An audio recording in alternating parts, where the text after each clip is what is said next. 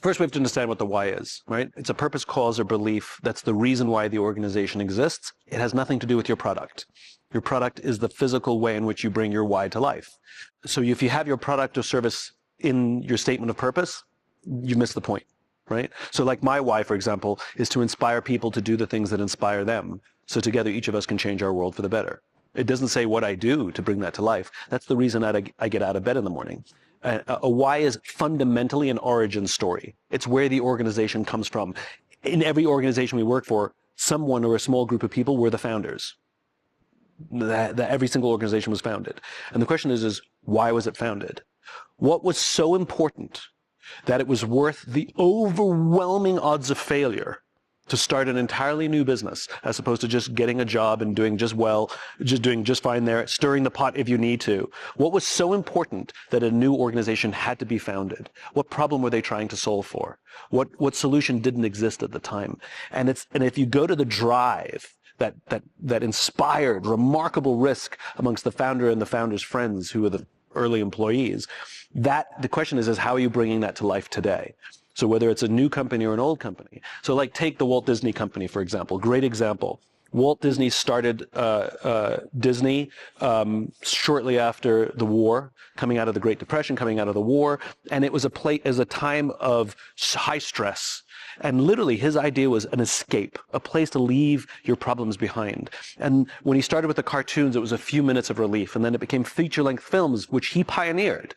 So you could leave behind your problems for an hour and a half or 2 hours. And then when he invented Disneyland, oh my goodness, you could literally spend days and walk through these gates.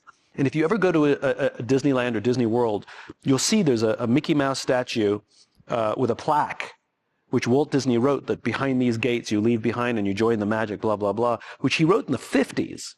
And it's as relevant today as it was then. And it's about this magic and human connection and good, clean family fun. I mean, that's what it is.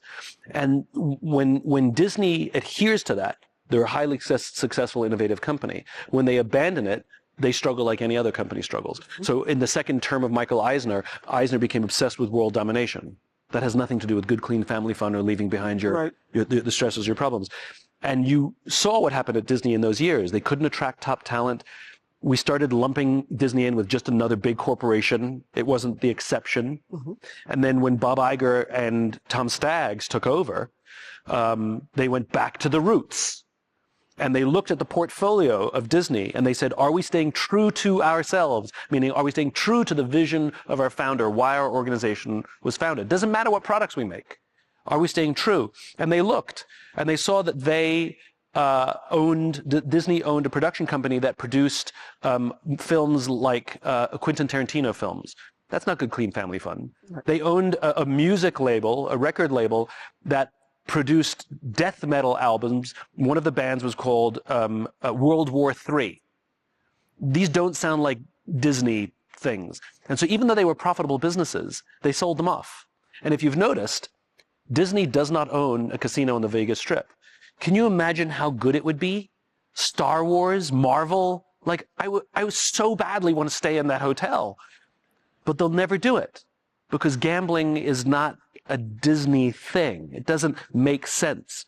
And so when they are at their best, they're staying true to the reason the company was founded. And the opportunity for future CEOs and future leaders is not to keep the company in formaldehyde, which is we're always going to do the thing that we did, but rather find new ways to bring that original founding purpose to life.